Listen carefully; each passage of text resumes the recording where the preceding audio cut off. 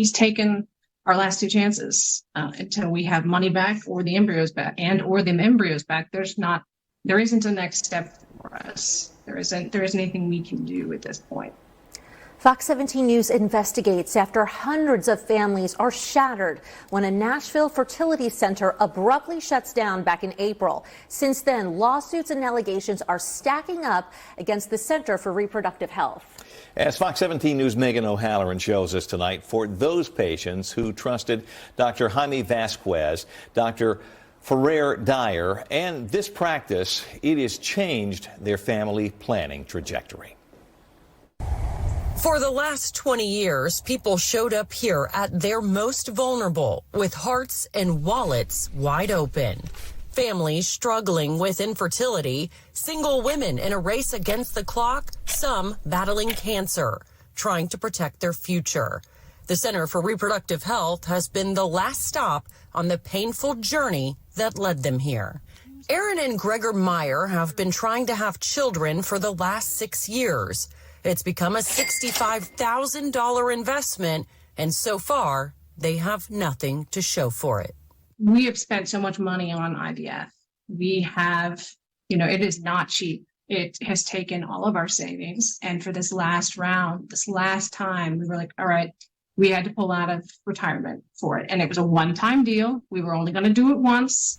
Money the Meyer family may never get back. 42-year-old Aaron is listed as Jane Doe 3 in this complaint filed by the Attorney General's office outlining alleged egregious mismanagement, negligence, and deceit at the hands of Dr. Jaime Vasquez, owner and operator of the now defunct Center for Reproductive Health in Nashville. A judge issued a temporary restraining order and turned the business over to a court-appointed receiver after CRH suffered a complete collapse and ran out of money to pay staff members.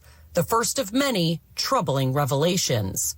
What we inherited was a business in complete disarray, not just financially, but ultimately organizationally. It wasn't protected properly with insurance. In court records, attorneys for Dr. Vasquez say that he hasn't taken a salary for the last year and accuses staffers of giving themselves unauthorized raises.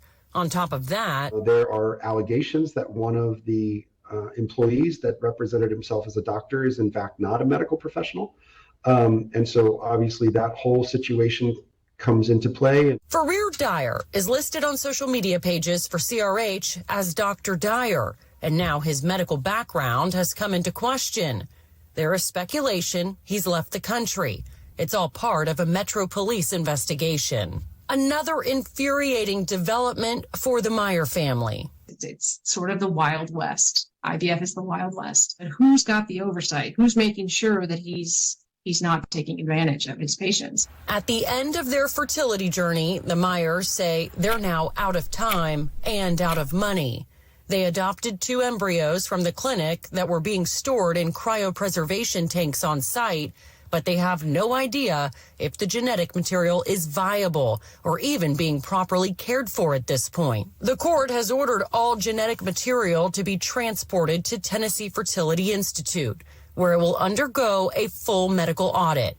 But the court-appointed receiver doesn't have the confidence that the center's record keeping will be accurate enough to get the specimens back to its rightful owners. Dr. Vasquez initially filed for bankruptcy, but the state convinced him to pause that pursuit until patients have successfully been reunited with their genetic material. The Meyers, with a dream on a deadline that now feels so far out of reach, are waiting for their day in court to come face to face with the doctor they put their entire trust into and hope to tell him this. You have taken our hope. You took our money. You probably took our last 2 chances to have children. I don't know how you live with yourself, and I don't know how you think you were going to ride into the sunset thinking you got away with this. The Metro District Attorney's Office sent a letter to former patients saying that the facts of this case do not meet the legal requirements necessary to pursue a criminal prosecution for rape by fraud under state law here in Tennessee. But the U.S. Attorney's Office is actively investigating.